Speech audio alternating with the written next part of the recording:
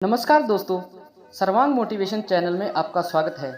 दोस्तों, दानवीर कर्ण को कौन नहीं जानता, लेकिन उनका जन्म किन परिस्थितियों में और कैसे हुआ, यह एक विचित्र घटना है। तो आज की इस वीडियो में दानवीर कर्ण के जन्म की ये विचित्र कहानी आपको हैरान कर देगी। तो चलिए वीडियो शुरू करते हैं।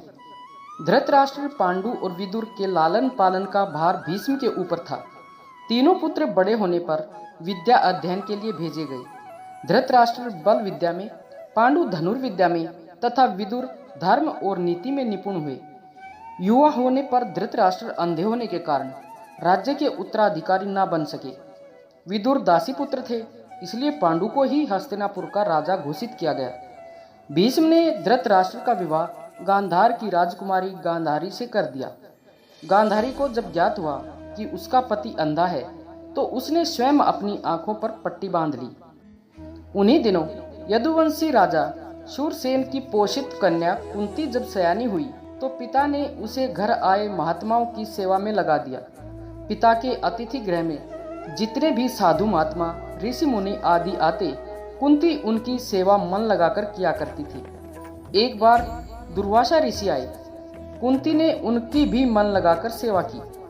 कुंती की सेवा से प्रसन्न होकर दुर्वासा ऋषि ने कहा, पुत्री, मैं तुम्हारी सेवा से अत्यंत प्रसन्न हुआ, अतः तुझे एक ऐसा मंत्र देता हूँ जिसके प्रयोग से तू जिस देवता का स्मरण करेगी, वह तत्काल तेरे समक्ष प्रकट होकर तेरी मनोकामना पूर्ण करेगा।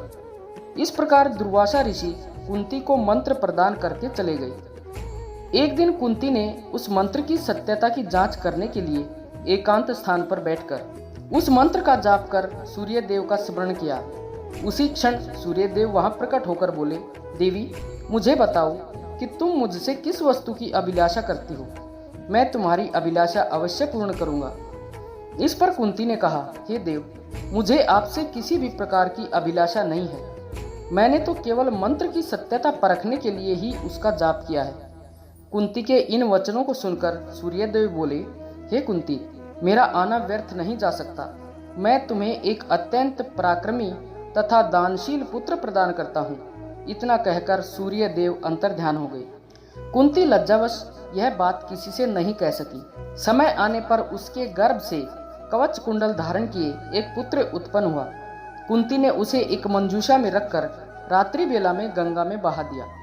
कर्ण गंगा जी में बहता हुआ जा रहा था कि महाराज धृतराष्ट्र के सारथी अधिरथ और उनकी पत्नी राधा ने उसे देखा और उसे गोद ले लिया और उसका लालन पालन करने लगे। कुमार अवस्था से ही कर्ण की रुचि अपने पिता अधिरथ के समान रथ चलाने की बजाय युद्ध कला में अधिक थी। कर्ण और उसके पिता अधिरथ आचार्य द्रोण से मिले, जो कि उस समय युद्ध कला के सर्वश्रेष्ठ आचार्यों में से एक थे। द्रोणाचार्य उस समय कुरु राजकुमारों को शिक्षा दिया करते थे। उन्होंने कर्ण को शिक्षा देने से मना कर दिया, क्योंकि कर्ण एक सारथी पुत्र था और द्रोण केवल क्षत्रियों को ही शिक्षा दिया करते थे। द्रोणाचार्य की असम्मति के उपरांत कर्ण ने परशुराम से संपर्क किया, जो कि केवल ब्राह्मणों को ही शिक्षा दिया करते थे। कर्ण ने स्वयं को ब्राह्मण बताकर परशुराम से शिक्षा का आग्रह किया। परशुराम ने कर्ण का आग्रह स्वीकार किया और कर्ण को अपने समान ही युद्ध कला और धनुर्विद्या में निष्णात किया। कर्ण को उसके गुरु परशुराम और पृथ्वी माता से श्राप मिला था। कर्ण की शिक्षा अपने अंतिम चरण पर थी। एक दोपहर की बात है, गुरु परशुराम कर्ण की जंघा पर सिर रखकर विश्राम कर रहे थे। कुछ देर बाद कहीं से एक बिच्छू आया और उसकी दूसरी जंघा पर काटकर घाव बनाने लगा। गुरु का विश्राम भंग ना हो, इसलिए कर्ण बिच्छू को दूर न हटाकर उसके डंक को सहता रहा। कुछ देर में गुरुजी की निद्रा टूटी और उन्होंने देखा कि कर्ण की जांघ से बहुत रक्त बह रहा है। उन्होंने कहा कि केवल किसी क्षत्रिय में ही इतनी सहनशीलता हो सकती है कि वह बिच्छू डंक को सह ले, ना कि किसी ब्राह्मण में। और परशुराम जी ने उसे मिथ्या भाषण के कारण श्राप दिया कि जब भी कर्ण को उनकी दी हुई शिक्षा की सर्वाधिक आवश्यकता होगी, उस दिन वह उसके काम नहीं आएगी। कर्ण, जो कि स्वयं ये नहीं जानता था कि वह किस वंश से है, ने अपने गुरु से क्षमा मांगी और कहा कि उसके स्थान पर यदि कोई और शिष्य भी होता तो भी यही करता। यद्यपि कर्ण को क्रोधवश श्राप देने पर उन्हें ग्लानि हुई, पर वे इतना श्राप वापस नहीं ले सकते थे। तब उन्होंने कर्ण को अपना विजय नामक धनुष प्रदान किया और उसे ये आशीर्वाद दिया कि उसे वह वस्तु मिलेगी जिसे वह सर्वाधिक चाहता है। कुछ लोक कथाओं में माना जाता है कि बिच्छू के रूप में स्वयं इंद्र थे, जो उसकी वास्तविक क्षत्रिय पहचान को उजागर करना चाहते थे। परशुराम जी के आश्रम से जाने के पश्चात कर्ण कुछ समय तक भटकता रहा। इस दौरान वह शब्द भेदी विद्या सीख रहा था। अभ्यास के दौरान उसने एक गाय के बछड़े को कोई वन्य पशु समझ लिया और उस पर शब्द भेदी बाण चला दिया और बछड़ा मारा गया। तब उस गाय के स्वामी ब्राह्मण ने कर्ण को श्राप दिया कि जिस प्रकार उसने एक असहाय पशु को मारा है, वैसे ही एक दिन वह भी मारा जाएगा, जब वह सबसे अधिक असहाय होगा और जब उसका सारा ध्यान अपने शत्रु से कहीं अलग और किसी काम पर होगा। इस प्रकार कर्ण परशुराम का एक अत्यंत परिश्रमी और निपुण शिष्य बना। कर्ण दुर्योधन के आश्रय में रहता था। गुरु द्रोणाचार्य ने अपने शिष्यों की शिक्षा पूरी होने पर हस्तिनापुर में एक रंगभूमि का आयोजन करवाया। रंगभूमि में अर्जुन विशेष धनुर्विद्या युक्त शिष्य प्रमाणित हुआ। तभी कर्ण रंगभूमि में आया और अर्जुन द्वारा किए गए कर्तव्यों को पार करके उसे द्वंद्व युद्ध के लिए ललकारा। तब कृपाचार्य ने कर्ण के द्वंद्व युद्ध को अस्वीकृत कर दिया और उससे उसके वंश और साम्राज्य के विषय में पूछा, क्योंकि द्वंद्व युद्ध के नियमों के अनुसार केवल एक राजकुमार ही अर्जुन को, जो हस्तिनापुर का राजकुमार था, द्वंद्व युद्ध के लिए ललकार सकता था। तब कौरवों में सबसे ज्येष्ठ दुर्योधन ने कर्ण को अंगराज घोषित किया, जिससे वह अर्जुन से द्वंद्व युद्ध के योग्य हो जाए। जब कर्ण ने दुर्योधन से पूछा कि वह उससे इसके बदले में क्या चाहता है, तब दुर्योधन ने कहा कि वह केवल ये चाहता है कि कर्ण उसका मित्र बन जाए।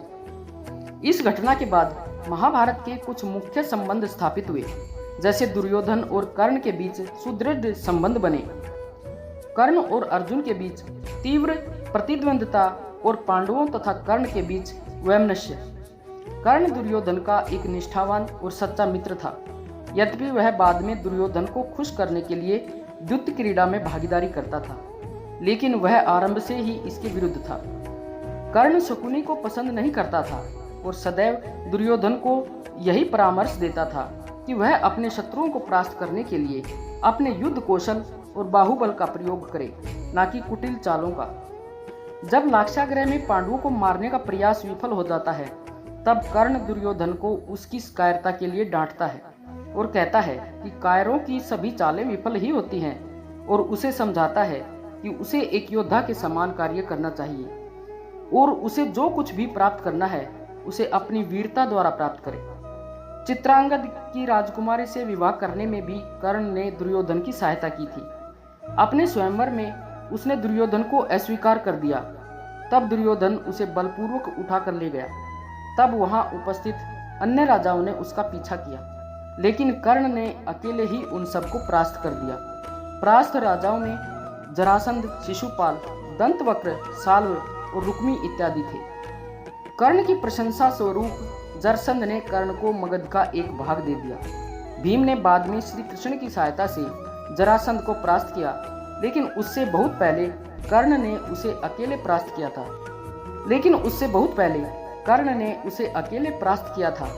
कर्ण ने ही जरासंध की इस दुर्बलता को उजागर किया था कि उसकी मृत्यु केवल उसके धड़ को पैरों से चीरकर 2 टुकड़ों में बांटकर हो सकती है। दोस्तों, कर्ण को जन्म लेते ही उसकी मां ने उसको अस्वीकार कर दिया। फिर गुरु द्रोणाचार्य ने उसे विद्या देने से मना कर दिया। बाद में गुरु परशुराम ने उसे श्राप दिया, लेकिन कर्ण ने कभी हिम्मत नहीं हारी और निष्ठावान बने रहे। आशा है कि इस कहानी से आपको बहुत कुछ सीखने को मिला होगा। वीडियो कैसी लगी कृपया कमेंट में बताएं। अगर वीडियो अच्छी लगी हो तो वीडियो को लाइक व शेयर करें और चैनल को सब्सक्राइब करना ना भूलें। धन्यवाद।